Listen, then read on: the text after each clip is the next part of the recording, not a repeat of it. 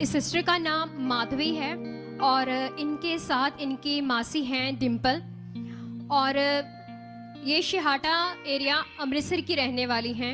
और ये बताते हैं कि इनके मामा जी जो हैं जिनको 8 दिन पहले बहुत ज़्यादा हालात आ गया था और उस कारण से उनकी बहुत ज़्यादा तबीयत ख़राब हो गई थी और इनके मुख से सुनते हैं कि उनको क्या हालात आया था, उनकी क्या कंडीशन थी।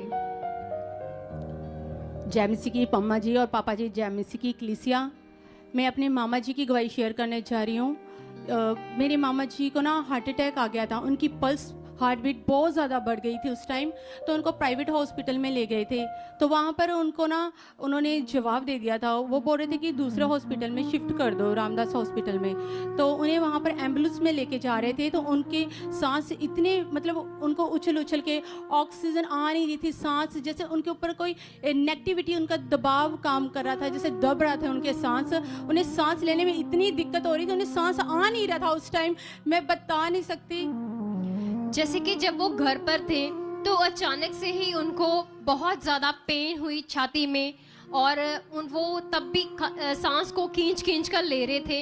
जो कंडीशन उनके परिवार ने देखी थी और उस कंडीशन को देखकर वो तो बहुत ज़्यादा डर गए थे। तो ऐसा घर का माहौल था कि जब वो बहुत डर गए थे, वो अचानक से उन्होंने फिर एम्बुलेंस को फ़ोन किया और उन्हें हॉस्पिटल में लेके गए थे। तो तब आपने भी कंडीशन देखी सिस्टर उनकी कि जैसे वो खींच कर उछल कर सांस ले रहे थे, सांस ले ही नहीं पा रहे थे वो, और तभी उनको वेंटिलेटर लगा दिया गया था। हाँ जी, जब वो एम्बुलेंस में लेके जा रहे थे तो हमने जब उन्हें देखा तो उनके सांस बहुत मुश्किल थे, तो हम रो पड़े थे। सच में मैं उनकी कंडीशन को देख के इतना मतलब मेरे मासी, मेरी फैमिली सब रो पड़े थे। ऐसे लग रहा था कि जैसे कि मैं बोल नहीं सकती, उनकी इतनी हालात खराब थे ना, इतने ज्यादा हालात खराब थे, उनकी जान को भी खतरा था। ऐसा हालात बन गया था। थे एकदम। उन्हें आईसीयू रूम से निकाल कर लेकर गए थे ऑक्सीजन। तो हमें जब कॉल आई ना, एम्बुलेंस में जा रहे थे, तो मेरे ब्रदर की कॉल आई कि उनको ना ऑक्सीजन नहीं आ रही है, उनको जवाब दे दिया हुआ। तो हम सब रोने लगे। फिर हम ऐसे ही मैंने मासी जी को बोला कि हम प्रेयर करें। तो हमने इकट्ठे होकर मुझे परमेश्वर ने अगुवाई की कि दास जैसे बताते हैं ना, फोटो पे हाथ रख के प्रार्थना करो प्रैक्टिकल। तो मैंने उसी वक्त रख के स्टार्ट कर दिया और मेरे मासी जी को बोला कि हम दोनों करते हैं, जहाँ 2 या 3 तेरे नाम में इकट्ठे होते हैं वो वचन पूरा होता है।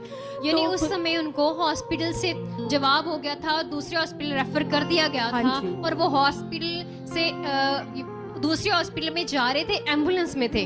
हाँ जी। और तभी आप भी एम्बुलेंस में थे और वहां पर प्रार्थना कर रहे थे।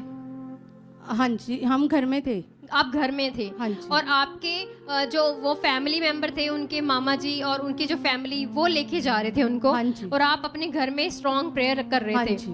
और बताते कि उस समय इनको परमेश्वर के दास के वो वचन याद आ रहे थे जिनमें बहुत सारी दलेरी होती है, विश्वास होता है। और बताते हैं कि उस समय इनके अंदर परमेश्वर के पवित्र वचन चल रहे थे कि जैसे आ रहा था इनके मन में कि अगर तू अभी विश्वास करेगी तो मेरी सामर्थ्य को देखेगी। तो ये उन्हीं वचनों को अंगीकार करने लगे और कंटिन्यूली इन्होंने अपना हियाव बरकरार रखा और अपना विश्वास दृढ़ रखा कि परमेश्वर ये कुछ भी नहीं है हालात, जैसे कि परमेश्वर के दास सिखाते हैं। और वही ग्रेस से भरे हुए शब्द जो परमेश्वर के दास से इन्होंने सीखे, उन्हीं चीज़ों को इन्होंने प्रैक्टिकल किया। तो सिस्टर, जब आप घर में लगातार प्रैक्टिकल किए जा रही थी, तो जैसे ही वो नेक्स्ट हॉस्पिटल में पहुंचते हैं, क्या वहाँ पर हुआ, मतलब कैसे परमेश्वर ने काम किया? हम प्रेयर कर रहे थे तो वो रास्ते में एम्बुलेंस में लेके जा रहे। जब वो हॉस्पिटल में पहुंचे ना, एंटर करते ही उनको सांस नॉर्मल हो गई। खुदा ने उनको जीवन दे दिया। मैं खुदा का धन्यवाद करती हूँ, वो उसी वक्त हील हो गए थे। मैं थैंक्स करती हूँ खुदा का। यानी कि जब वो हॉस्पिटल में एंटर हुए थे, तभी डॉक्टर ने जब उन्हें चेक किया, उन्होंने बताया ये तो पूरी तरह से नॉर्मल है।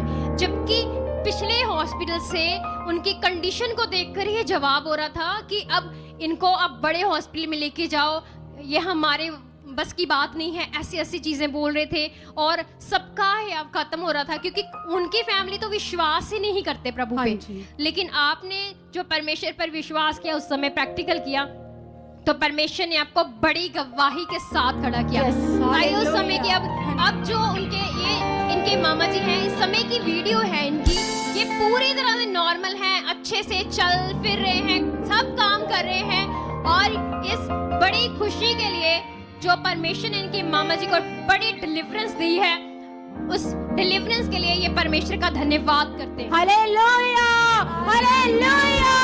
खुदा का दिया हुआ जीवन उनके अंदर आ गया। मैं इसके लिए थैंक्स करती, खुदा का धन्यवाद करती। जो दास हमें सिखाते हैं, पावरफुल शिक्षा देते हैं, वो हमारे अंदर काम करी। उन्हीं की शिक्षा दी हुई उनके जीवन में आ गया। मैं खुदा का थैंक्स करती हूँ, दास का भी धन्यवाद करती हूँ। धन्यवाद परमेश्वर। Hallelujah, hallelujah, hallelujah.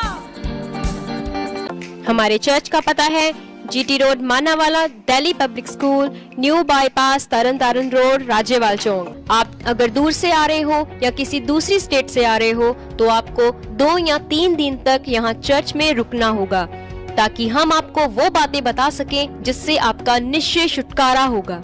ये हमारे हेल्पलाइन नंबर्स हैं। आप इन नंबर्स पर कांटेक्ट करके यहाँ चर्च में आ सकते हो, प्रार्थना करवा सकते हो। God bless you all.